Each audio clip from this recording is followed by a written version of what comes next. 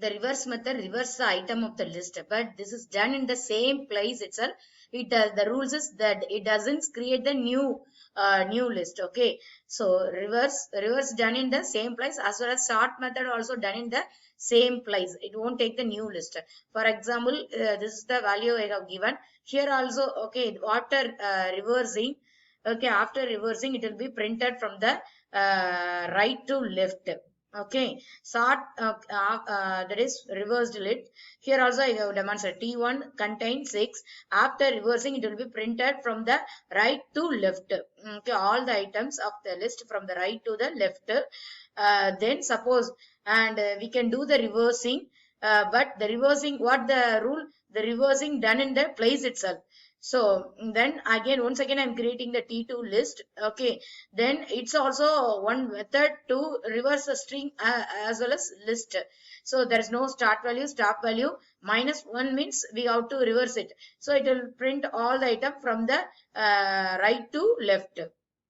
Okay, but this is not done in the place itself. So after once again I'm printing, it will be printed printed as when the as it is when the list is created. Okay, as such, when the when or how it is looked when the list is created, that will be. So the it takes the new position, new locations to reverse the string. Okay, it is won't affect the original position. Okay, but reverse functions will affect only the original position. Okay, understand? So this is a two way of reversing the string. Okay, then I'm going to sort it. Sort also will sort the list in the will sort the items in the increasing order. So here I have given T1 dot sort. So it will print the item in the increasing order. Suppose if I want to print in the, that is decreasing order, means we have to give reverse within that parameter. We have to give reverse equal to true. Okay, by default the reverse equal to false. That means if the reverse equal to false means it will print in the, if there is no argument you are passing, or you are giving result equal to false, means it will print in the increasing order. Reverse equal to the, it will print in the decreasing order. Okay, as per the value. So here the T caps letter, okay, should be given the caps letter. So here T1, I'm printing that it is printed in the reverse case. Okay, that's all. And this is the summary what we have seen so far. We have strings in the Python. In chapter 2 we have seen the strings in the Python. Under the heading item assignment not supported. String is a immutable, so if you are doing the modifications it won't support it. And traversing a string, okay, using for loop we have seen. Okay, how to read all the elements of the string using for loop. Then string operators. String operators means what are the operators? Concatenation, joining of two strings, two words. And replication means how many times it will be replicated. Okay, then membership operator we have seen. Okay, membership operator means in and not in. Suppose I'm searching some substring in the main string, means in means if it is there, then it will return true. Then comparison operators we have seen that. Then we have determined the ASCII value of the ASCII value or Unicode value by using the, we have determined the, so we have determined the ASCII value or the Unicode value using ORD function. And if you give, even if you give ASCII value as an input, it will through char function, CHR of char function, it will return the character of that. Always the small, always lower cases have the greatest value than the upper case letters. Then string slices method. Okay, string slice method. String slice method. String slice method, it is out of because in this under this topic, that is under this topic we have seen that, sorry, string slice method. In the string slice method, out of bound with the string, even though that is it will show throw the error if you are trying to access the out of bound values with this main string. But even though while slicing, if you give while giving slicing the string, if you give out of bound value, it won't raise the error. Then string function, string reverse we have seen. Then length of the how will you find out the length of the number of characters in the string? Through length function. Okay,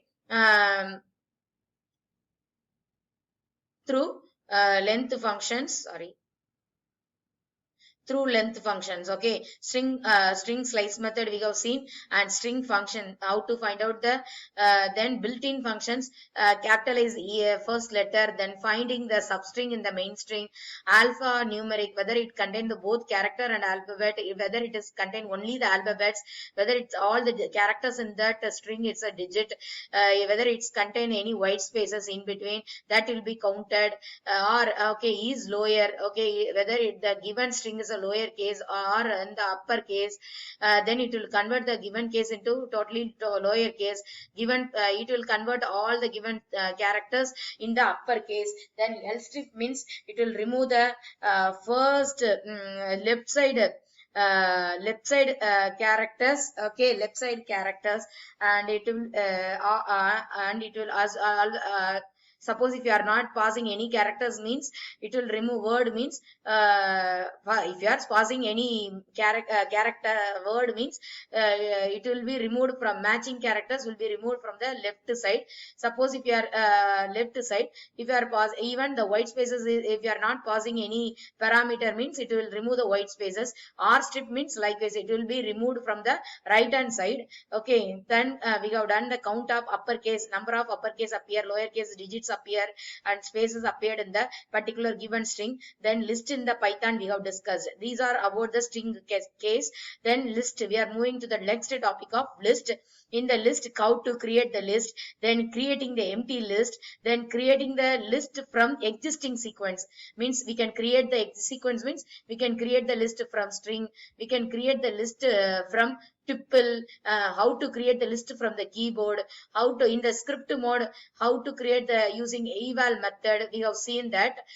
Then we are going to see about the similarities between similarity and the differences between the list and the string. First we will go to the we have seen that similarity between the list and the string. In that we can like whatever the operations you have applied for the string, that can be applied for the list also. So we can find out the length of the string as well as list. Then we can indexing. Okay, list can be accessed both direction, forward direction and backward direction, like string. Slicing methods also possible. This is the indexing method. L of I means it will return the item at the ith position, and it's a slicing method, start value, stop value. Then membership operator, in and not in, concatenation, replication. Then accessing the individual element also possible. Then difference between the list and the string is list is a mutable and string is a immutable. We can't modify the value once assigned. Then we are going for the list operations. We have traversing a list using for loop, and joining the list using plus operator, replication of the list star. Then slicing the list we have done using the like range functions. We have introduced the step value also. Then using slice method, slice method also we can do the modification in the modification of the items in the list. Then list manipulation method, append will only append and extend. Append method means it will remove, sorry, it will append the only single element at the end of the list. Extend method means it will remove, it will add the list of items, number of items in the end of the list. Okay, updating the elements of the list, how to modify the values which is present in the list. Then deleting the list, delete and clear method. Delete method means it will remove the all the items, and even it will remove the structure of the list also. Clear method only will remove the all the items present in the list, not the structure. Then pop-up method means it will remove the only the single item. It will remove the single item. Even if you are not passing any parameter, it will remove the last item. Okay, delete method will remove the list of items. Pop method will remove only one item. Okay, he can pass the index position also to remove the particular item. Then making a copy. Here we have discussed about the shallow copy, deep copy. Shallow copy means whatever changes. Shallow copy means it is whatever changes you are making, that will be available in the original, that affect the original copy also.